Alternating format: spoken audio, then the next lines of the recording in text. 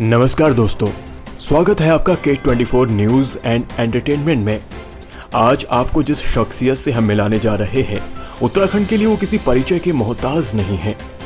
जी हाँ, हम बात कर रहे हैं सरल स्वभाव के व्यक्तित्व वाले कांग्रेस से राज्यसभा सांसद प्रदीप टमटा जी के बारे में। कौन होगा उत्तराखंड में नेता प्रतिपक्ष? क्या होगी 2022 के लिए कांग्रेस की रणनीति? क्या कांग्रेस सत्ता में वापसी कर पाएगी?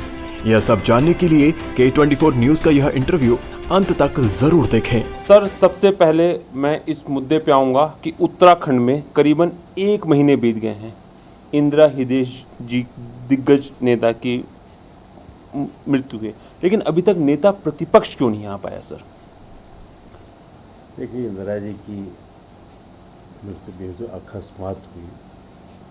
जब हम 2022 के चुनाव की रणनीति बना रहे थे, दिल्ली में ही बैठक भी हुई जिसमें प्रदेश प्रभारी पूर्व मुख्यमंत्री हरीश रावत जी, प्रदेश अध्यक्ष प्रीतम सिंह और इंदिरा जी खुद शामिल थी और एक कार्यक्रम भी बना लिया गया था परिवर्तन यात्रा के, जिसके पहले चरण में 3 चरणों में यात्राएं होनी थी। लगभग पहले चरण में खटीमा से मसूरी तक की यात्रा का कार्यक्रम था, लेकिन उस दिन मीटिंग पूरे होने के बाद अचानक रात में और सुबह उनकी तबीयत बिगड़ी, वो हमारे बीच से चले गई। एक ऐसे में समय में जब उनकी कांग्रेस को बहुत ज़रूरत थी, राज्य को बहुत ज़रूरत थी, उनके अनुभवों की, उनकी मूल्यों की, उनकी सोच की, वो हमसे चली गई।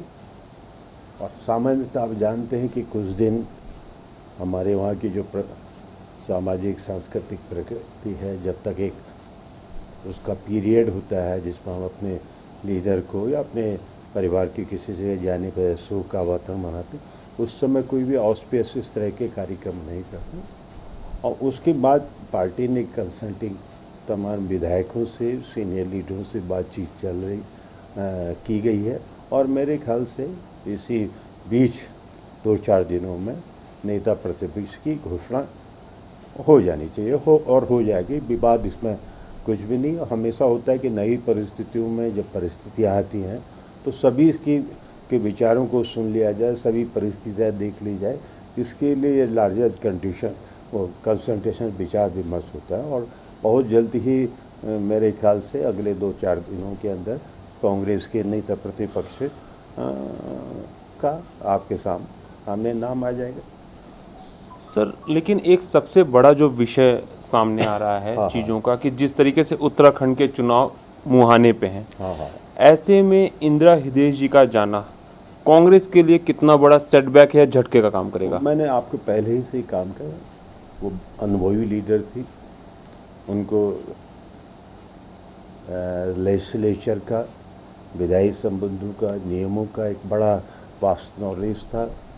वो उत्तर प्रदेश में भी उच्च सदन के लंबे समय तक सदस्य रही, फिर उत्तराखंड में भी एक बार छोड़ा और लगातार वो छोड़ करके लगातार उनको विधानसभा का सदस्य, तो एक बड़ा अनुभव उनको विधानसभा को चलाने का और राज्य के निर्माण में अपना योगदान का उनका अनुभव था। और ऐसे समय में जब कांग्रेस बहुत चुनौतीपूर्ण स्थिति में थी, उनका जाना कम पार्टी के लिए नुकसान तो है ही, भरपाई में भी समय लगेगा, लेकिन ये तो हर समाज की एक ज़रूरत होती है कि व्यक्ति आता है, व्यक्ति जाता है और फिर समाज से खड़ा होता है। वैसे कांग्रेस पार्टी भी उनकी इस जो कमी है वो हमारे लिए एक वो तो रहेगी, उनका न होना हमारे लिए कठिन परिस्थिति को खड़ा कर देगा, लेकिन उस परिस्थिति को नए हालत में नए लीडरों के द्वारा भरने की हम कोशिश करेंगे। सर, सबसे बड़ा एक सवाल ये भी है, उत्तराखंड इस समय सबसे अधिक देखा जाए तो निगाहों में है, क्योंकि जिस तरीके से त्रिवेंद्र सिंह रावत के बाद तीरथ सिंह रावत को बदल के धामी जी को अब नया मुख्यमंत्री बनाया गया, या यह कहें कि 11 महीने के अंदर 3 मुख्यमंत्री उत्तराखंड को मिले हैं। बीजेपी की परिस्थिति पे क्या कहेंगे? और वहीं कांग्रेस कहीं ना कहीं उस तरीके से हावी नहीं दिख रही जिस तरीके से होनी चाहिए, जनता का जो मानना है। जो इस बीच उत्तराखंड के घटनाक्रम राष्ट्रीय मीडिया में आए हैं, ये उत्तराखंड का दुर्भाग्य है कि राष्ट्रीय मीडिया में प्रमुखता से उत्तराखंड तभी आता है, चाहे प्रिंट मीडिया हो, चाहे अन्य आपके इलेक्ट्रॉनिक मीडिया हों, जब उत्तराखंड में या तो आपदाओं का कोई शिकार होता है या अन्य किसी तरह के राजनीतिक अस्थिरता के। देखिए, जो अभी अभी आप उत्तराखंड की बात कर रहे थे, नए मुख्यमंत्री की भी बात कर रहे थे, ये उत्तराखंड की नीति बन चुकी है। भारतीय जनता पार्टी की सरकार, मोदी सरकार या भारतीय जनता पार्टी उत्तराखंड के लोगों को क्यों राजनीतिक अस्थिरता देकर के सजा देना चाहती है, ये हमारी समझ में नहीं है। लगभग 20-21 वर्ष उत्तराखंड राज्य के हो चुके हैं, जिसमें से 3 हमारे कांग्रेस के मुख्यमंत्री रहे। पहले मुख्यमंत्री ने पूरा अपना कार्यकाल पूरा किया और 12 से 17 में जब दोबारा हमारी सरकार रही, हमारे वहाँ मुख्यमंत्री कोई आंतरिक विद्रोह के कारण नहीं बदला गया या किसी चुनाव में जीत की संभावनाओं को देखते हुए कि पुराने मुख्यमंत्री के आगे हम जीत नहीं सकते, उसको नहीं बदला गया। सब जानते हैं कि 2013 में भीषण प्राकृतिक आपदा उत्तराखंड में आई थी। आज तक के इतिहास में जब उत्तर प्रदेश में भी थे और उत्तराखंड राज्य बनने के बाद, और उस आपदा की परिस्थितियों को तत्कालीन मुख्यमंत्री ठीक से टैकल नहीं कर पाए थे और खुद भारतीय जनता पार्टी ने मुख्यमंत्री के इस्तीफे की बात की थी। और जब स्थिति ऐसी हो गई, कांग्रेस हाईकमांड ने सारी परिस्थितियों का मूल्यांकन किया, राज्य के लीडरों से, मीडिया से, अन्य चीज़ों फीडबैक लेने के मुख्यमंत्री का नए मुख्यमंत्री हरीश राव जी को बनाया गया और उसके बाद जो समय मिला उन्होंने राज्य के विकास को आगे बढ़ा। भले ही भारतीय जनता पार्टी की मोदी सरकार ने उनको भी राजनीतिक रूप से अस्थिर करने की कोशिश की, लेकिन 8 मुख्यमंत्री भारतीय जनता पार्टी के आज तक हो चुके हैं और एक भी मुख्यमंत्री ने अपना कार्यकाल पूरा नहीं किया। ये अभिशाप भारतीय जनता पार्टी को ही अभिशप्त है, वहाँ के मुख्यमंत्री। और सवाल है कि 4 साल का जश्न मनाने की तैयारी उत्तराखंड की सरकार कर रही थी। तत्कालीन मुख्यमंत्री ने इसके उपलब्धियों के लिए सरकारी कार्यक्रमों के लिए निर्देश भी दिए थे। बजट प्रस्तुत कर रहे थे मुख्यमंत्री, खुद उन्होंने बजट प्रस्तुत किया था, वित्त मंत्री भी थे, लेकिन बजट का उत्तर नहीं दिया गया उनको। बजट पारित हो जाए वो उपस्थित नहीं है, दिल्ली से आदेश आया, वो दिल्ली गए और इस्तीफा ले लिया गया। यहाँ भी यही हुआ। भारतीय जनता पार्टी की चिंतन शिविर रामनगर में चल रहा था। उस चिंतन शिविर से लगता है कि उनको लगा कि नए मुख्यमंत्री भी भाजपा के नया पार नहीं करा सकते, बीच में बुला लिया गया और 2 दिन बाद उनका इस्तीफा हो गया और आज एक नए मुख्यमंत्री पर दाव लगा गया जिसके पास कोई समय नहीं है। सवाल है कि 4-4.5 सालों में जो वादे भारतीय जनता पार्टी ने किए थे, राज्य में रोजगार के नए अवसर प्रदान की बात कही गई थी, महिलाओं के लिए किसानों की, अनुसूचित जाति जनजाति, नौजवान, तमाम इस मोर्चे पर या असफल में हर वर्ग निराश रहा है। कर्मचारियों भी आंदोलन में रहे थे। नई नियुक्तियाँ 4 सालों में उत्तराखंड लोक सेवा आयोग, उत्तराखंड अधीनस्थ चयन आयोग वहाँ नहीं हुई। सर, भ्रष्टाचार के फ्रंट में देखें 4 साल में कहीं ना कहीं उस लेवल की उन्नति नहीं हुई जो बीजेपी चाह रही थी और त्रिवेंद्र सिंह रावत जी को हटाया गया। लेकिन सर, सबसे बड़ी बात यह है कि आखिर कांग्रेस क्या करने जा रही है? कांग्रेस किसके नेतृत्व में उत्तराखंड में उतरने जा रही है? कांग्रेस की क्या विचारधारा होने वाली है और किन मुद्दों के साथ वो उत्तराखंड में जा रही है? क्योंकि ये जो मुद्दे हैं सर, इनको आप किस नेतृत्व के साथ जाने वाले? कांग्रेस ने तो पहले ही से वादा किया है कि जो 5 सालों 4.5 साल अब हो चुके, 5 साल भी हो ही जाएंगे, जो पटरी से राज्य का विकास और उतर चुका है, चाहे वो रोजगार का फ्रंट हो, पूरे उत्तराखंड के किसान आंदोलन विशेषकर तराई में पूरी तरह से आंदोलनरत हैं, बेरोजगारी का प्रश्न हो, इस राज्य में महिलाओं की स्थिति होगी। खुद उत्तराखंड की भारत सरकार की नीति आयोग ने कहा कि आज 20-21 साल बनने के बाद देश में लिंगानुपात में महिलाओं की समाज में स्थिति में उत्तराखंड सबसे निचले पायदान में है। 1000 पुरुष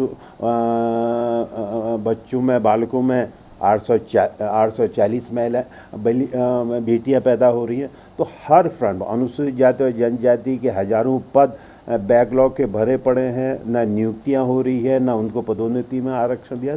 ये जो राज्य के मूलभूत मुद्दे हैं, उन सारे मुद्दों पर हम विकास के फ्रंट पर हम ले जाएंगे। और दूसरा, जो हमने पिछले 5 सालों में, जब हमारी सरकार 2012 से लेकर 17 तक थी, हमने राज्य के विभिन्न लोगों के लिए 7-8 सोशल वेलफेयर की स्कीम चलाई थी, किसान पेंशन योजना चलाई थी, बच्चियों की, लड़कियों के लिए कन्यादान योजनाएं चलाई थी, वो इन्होंने समाप्त कर दी।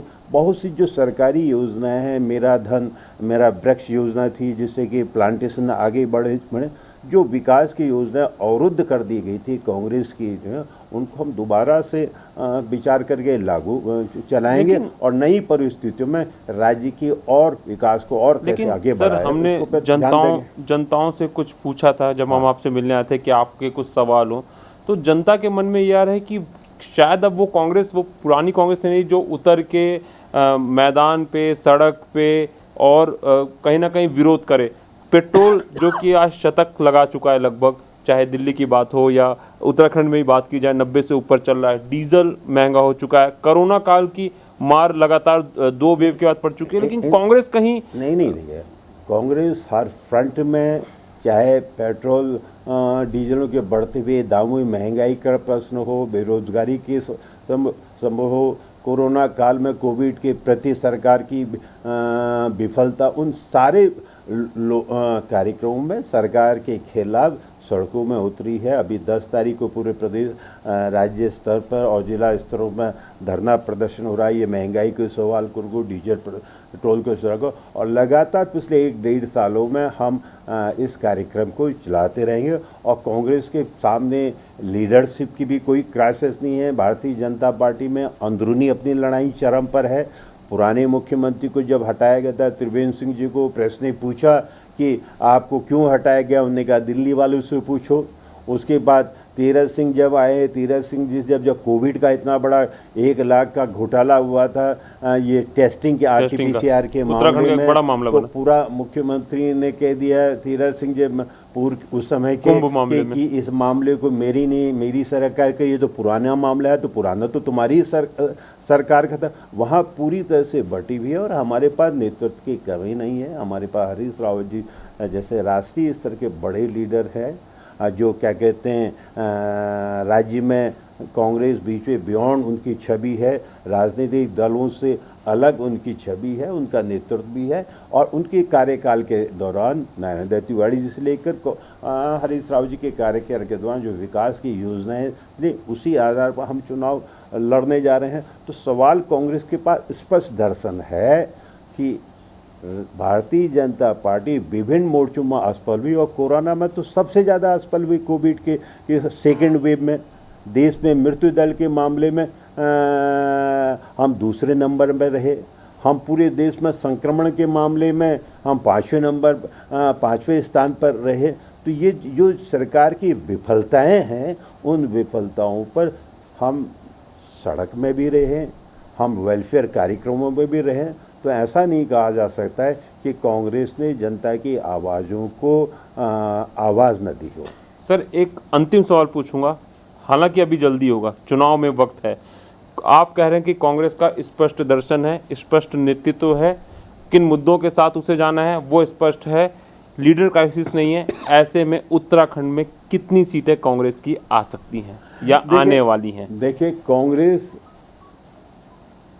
स्पष्ट बहुमत के साथ सरकार बनाएगी। सर, आंकड़े थोड़ा सा, अगर मैं ये अभी मैं कह रहा हूँ खुद समय है, लेकिन मीडिया की ये ज्योतिषवाणी में मेरा न कभी विश्वास रहा है, न मैं इस तरह की प्रिडिक्शन में कभी वो रहता हूँ। लेकिन मैं देख रहा हूँ कि उत्तराखंड की जनता ने, जिन्होंने बहुत ही दिल से भारतीय जनता पार्टी को इतना प्रचंड बहुमत दिया था, आज उस प्रचंड बहुमत में भारतीय जनता पार्टी राज्य की जनता के साथ जो छल और धोखा किया, और राज्य को राजनीतिक रूप से अस्थिर किया, उसका दंड देगी।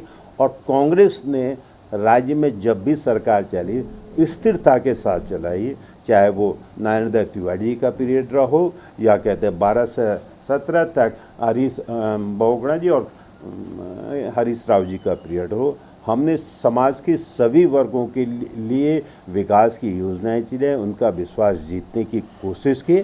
वह हमारे उन्हीं उपलब्धियों को हम फिर जनता के बीच में ले जाएंगे। और लगता मुझे यही है कि जब आप हर फ्रंट में असफल हुए हैं, शिक्षा के क्षेत्र में असफल हुए हैं, स्वास्थ्य के क्षेत्र में असफल है, किसानों की समस्याओं के क्षेत्र में, कृषि क्षेत्र में आप असफल हुए हैं, रोजगार के नौजवानों को रोजगार के देने में असफल हुए हैं, तो राज्य की जनता निश्चित रूप से कांग्रेस जो वहाँ का स्थापित दल है, जिसने राज्य के विकास को नया आयाम भी दिया है, और उसको राज्य की जनता पूरा स्पष्ट बहुमत देगी, ये मुझे पूरा भरोसा है। तो ये थे राज्यसभा सांसद प्रदीप टमटा।